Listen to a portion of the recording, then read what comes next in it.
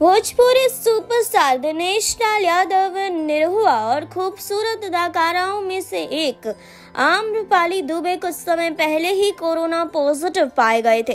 फिलहाल दोनों ही actors doctor की सलाह के अनुसार अपना इलाज करवा रहे हैं।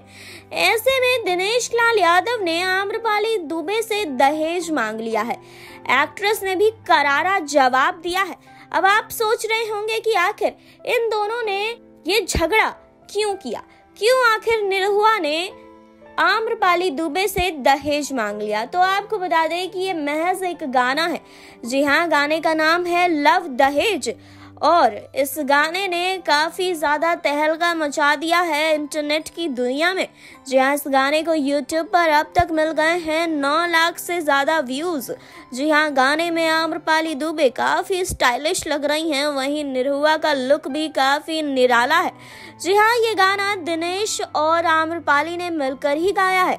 इसके बोल आजाद सिंह ने लिखे हैं, जबकि इसका म्यूजिक विनय विनायक ने दिया है और लगातार ही ये गाना तहलका मचाता हुआ दिखाई दे रहा है।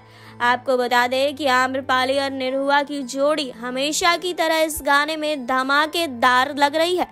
जी हाँ, तो आम्रपाली दुबे और निरहुआ का ये गाना तो धमाका मचा ही रहा है, लेकिन अगर आपने इस गाने को अब तक नहीं देखा है तो जल्दी देख लीजिए। कमेंट बॉक्स में हमें जरूर बताइएगा कि आपको कैसा लगा ये गाना।